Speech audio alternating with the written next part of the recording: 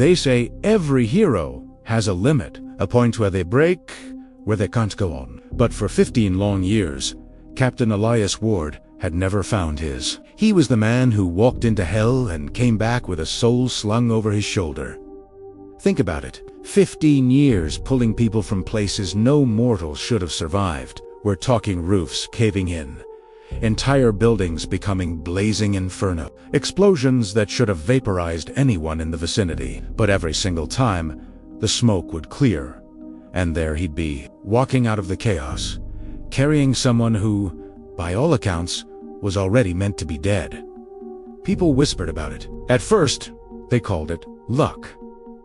Then they called it skill. Finally, they just settled on calling it a gift, a blessing from some higher power. He was a guardian angel in a firefighter's uniform. But here's the thing about blessings.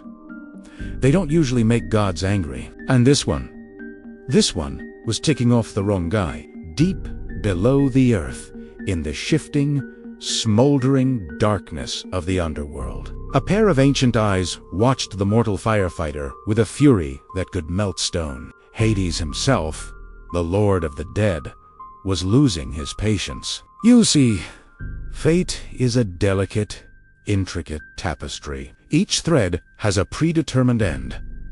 And Elias Ward, he was a one-man wrecking crew, yanking threads right out of the pattern. Hades kept a tally.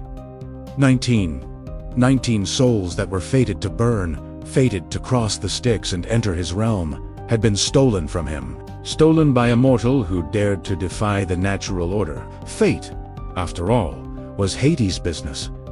And business had been bad. So, the Lord of the Dead came to a decision. A cold, hard, and final decision. If this upstart human, Elias Ward, wouldn't stop saving souls from his grasp, then he would have to go and claim one personally. He would claim the soul that mattered most, the soul of Elias himself. The next call Elias responded to wasn't just another fire. It was a personal invitation from the ruler of the underworld. When Elias kicked down the door of the burning apartment building, he wasn't just met with flames and smoke. He was met with a chilling presence, a darkness that seemed to swallow the heat. And standing there, amidst the roaring fire, was a figure cloaked in shadow, his eyes burning with an ancient, cold light. Elias Ward. A voice echoed, not just in the room, but inside Elias's very soul. You have been a thorn in my side for far too long. You've stolen what is mine. Tonight, I collect my debt. Elias, never one to back down, squared his shoulders. I'm a firefighter. Primera sabe, people, it's what I do. Hades let out a low, rumbling laugh that sounded like grinding stone. You save them from fire. A noble effort.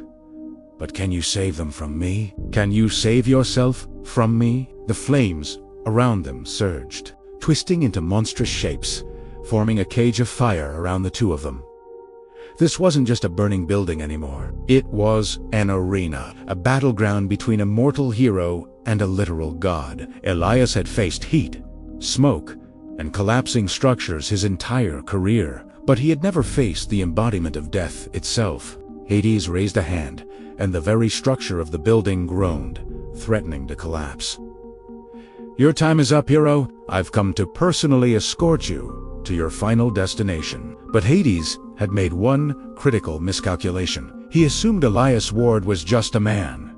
He didn't understand the source of Elias's gift. It wasn't just luck or skill. It was something more. A power that had been lying dormant, waiting for a challenge worthy of its true strength. As the fire god closed in, Elias felt a different kind of heat surged within him. Not the heat of the fire, but a light. A power he had never consciously controlled. The fight for Elias's soul wasn't just a fight for one man. It was a clash between the established order of life and death, and the defiant, unyielding spirit of humanity. A firefighter versus a god. And hell was about to learn that when you try to burn a man who has walked through fire his whole life, you might just get burned yourself. What happens next? Well, you'll have to stick around to find out. Thanks for watching, and if you enjoyed this story, make sure to hit that like button and subscribe for more. You won't want to miss what comes next. See you in the next video.